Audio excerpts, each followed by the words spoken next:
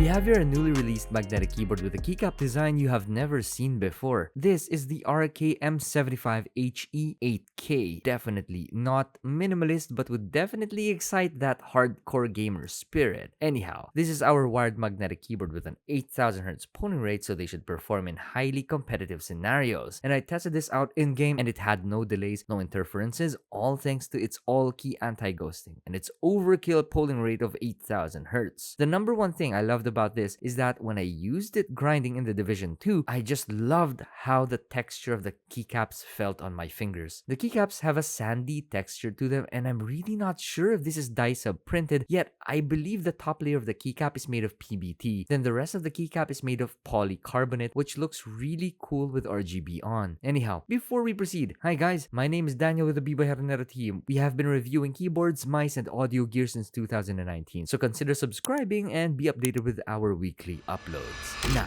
back to the RK-M75HE. This is a tray-mounted keyboard, so there's no flexing when you press on the keys. Then it does have a hot swap south-facing magnetic PCB, but I am unsure of its switch compatibility. Regarding switches, this has the RK-branded switches with an approximate 40-gram spring weight, a spring weight which I would deem perfect for gaming due to the very light required actuation force. So yeah, I think magnetic keyboards are cool, but what does the software look like? Let's find out. Okay, so I have here the software for the RK-M75HE, and I will link it down below in the description. So yeah, this is a web-based software and you don't need to download anything online. So once you connect your keyboard wired, open this link and here you will have the software. First and foremost, you have the configurations list over here and you have a maximum of 4. And down below that, you will find the tabs to customize your keyboard. And the first tab is for RGB settings. So you have here 4 sub-tabs and modes down there. There are a lot of modes. And also you can set the brightness and the speed of the RGB mode. Moving on to the performance settings, the first sub-tab right here is where you can adjust actuation points. And then the next sub-tab is where you do your rapid trigger settings. This is where you do your dead zones. And then if you scroll down, you can adjust your polling rate. Next tab is for calibration, and the next tab is for selecting your switch. But there's only one option here, which is the Cyan Jade switch from RK. Moving on to custom key. This is where you do your key binding. You can add in mouse buttons onto your keyboard. So yep, that's good. Moving over to advanced keys, this is where you set your SOCD. So just click on any key and then choose the magnetic feature that you want applied. So say I want SOCD, just click on SOCD right there. I drag A and I drag D, alright? And then I want, yep, this is good. Save that and you have SOCD on A and D. Now, let me try to customize a quick DKS here. So press on any button. Let's say W. I want DKS. Okay, so what I set up right here is a quick DKS. And all I have to do is just highlight all of this for W. So every time I press W, so if I press on W, it will still activate even past 1.4 millimeters. Now let's move on. I will want left shift to activate once I reach 3 millimeters. There you go. And then save that. So the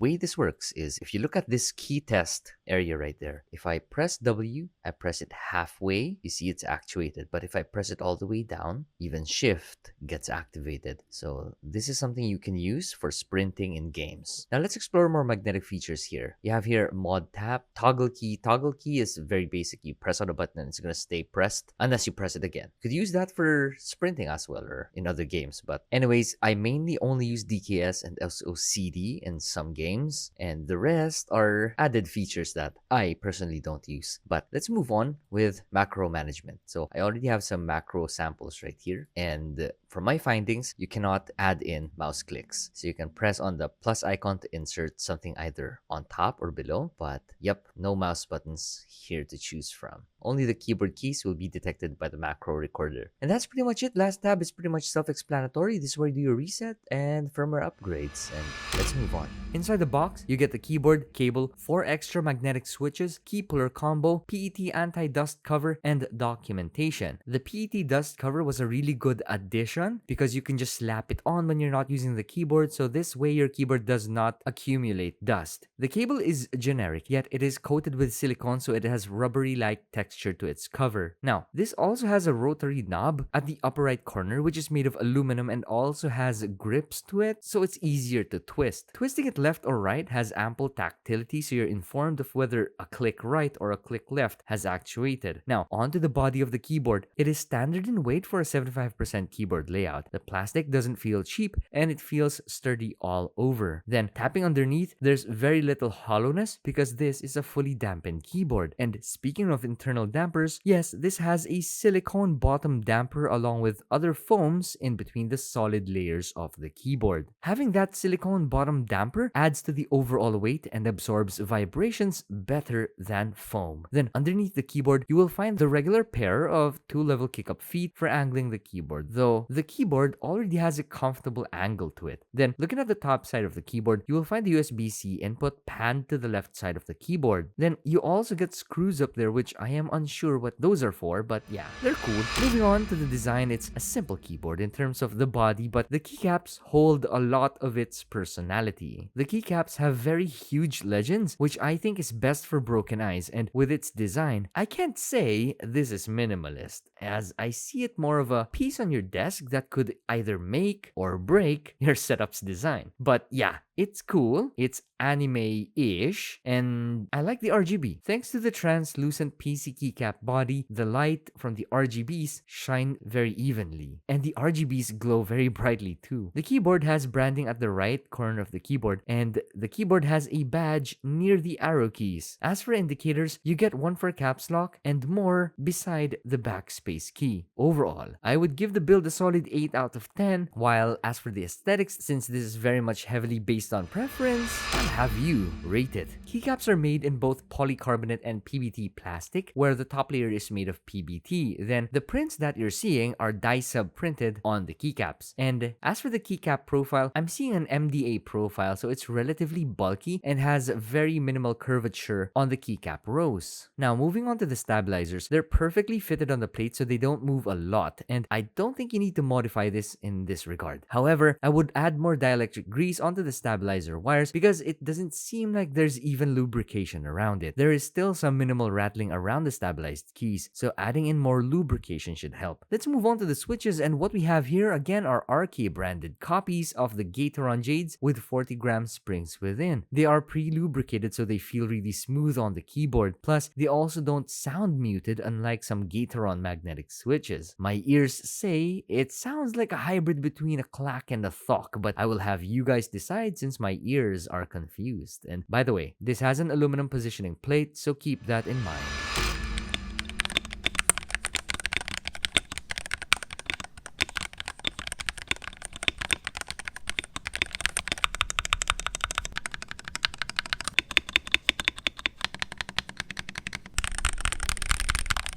So there you have it. Have you got any questions? Leave them in the comment section down below. Links are in the description on where to get your M75 HE8K, and we'll see you guys again next time. Bye-bye.